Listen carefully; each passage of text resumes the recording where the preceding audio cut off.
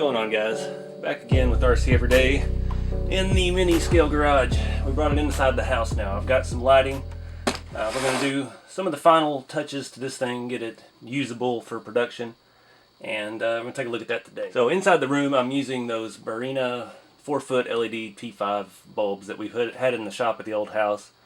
Had them in the scale shop, had them in the big shop. Great lights, they're cheap as dirt. Got 12 of these 4-foot strips for, if I can show you that up there, they're around 58 bucks right now. I got 2 of them in the room and turned on. So that's adding most of the light we're looking at right now. And just like I did on the other scale garage, I discovered they have done away with these halogen or xenon puck lights. You see these in the 90s, they'd use them for little art nooks and things, and they're super warm light. They are pretty hot though.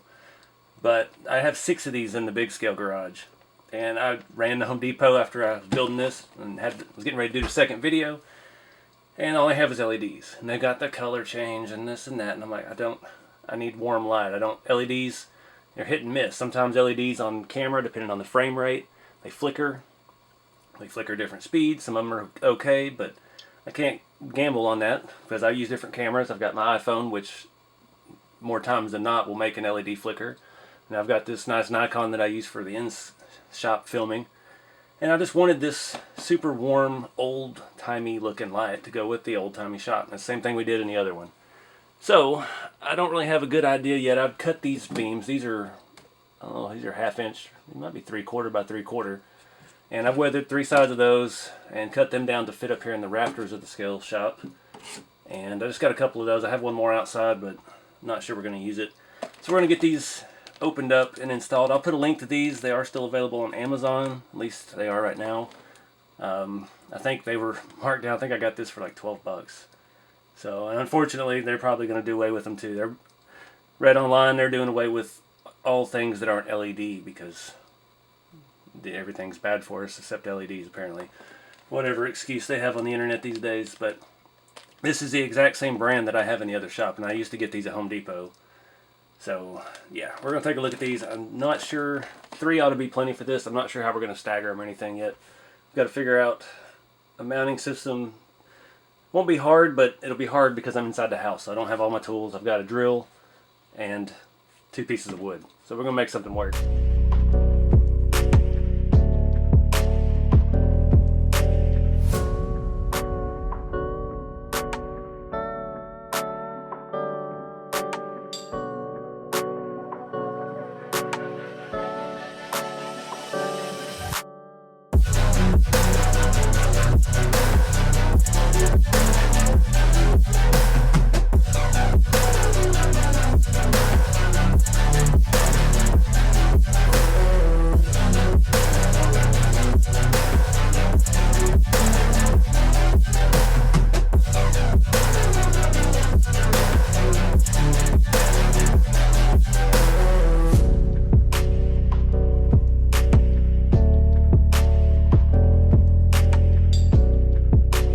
So that didn't go as planned. Luckily, there's more than one way to mount these things. The outer rings, the trim rings, are brittle as can be, and all the little tabs pretty much snapped off by the time I got the wires hidden.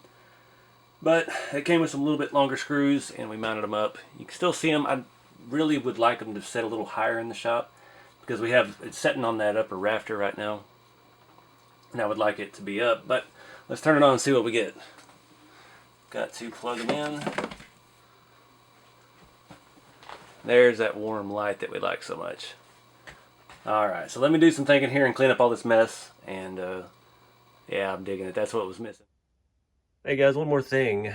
I just discovered after turning this off, I smelt these lights get extremely hot.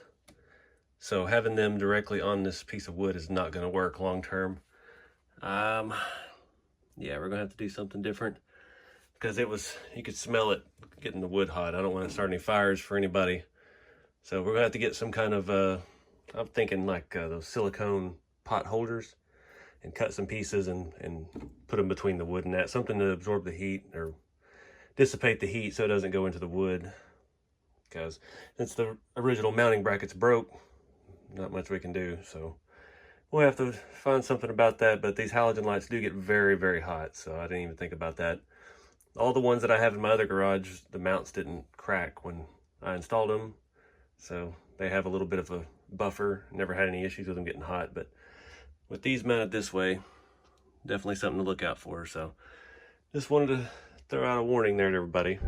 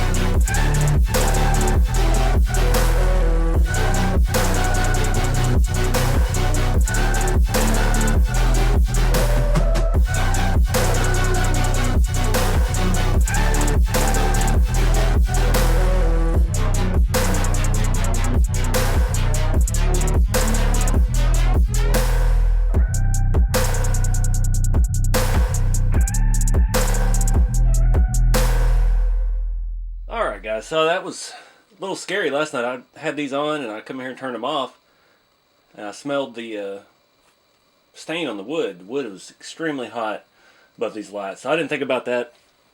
So my solution was these silicone pan holders. Stole this from my mom's kitchen. Yeah, just cut some pieces, folded them over, put them between the light and the wood. It's not the best color, but we're going to pretend we can't really see that up there. You can barely see the green on the edges. And yeah, again, that light, the rafters are still temporary. I haven't sorted out how I'm going to mount that permanently yet. But these things, I mean, you're made where you can reach in and grab pans straight out of the oven. So it ought to, 2 layers of it ought to be plenty to keep this stuff cool. They have not gotten warm at all. Even the silicone still feels cool. So I think that solved our problem. So we'll wrap the video up here now. Bob's getting used to his new home. And yeah, appreciate you guys watching and following the build. I'm hoping, I'm not sure yet, I'm hoping I can bring this scale garage with me to Beat the Creek. It is a lot smaller and a little bit more portable, so we'll see how that goes. But yeah, appreciate you guys watching. Keep it scale. I'll see y'all next time.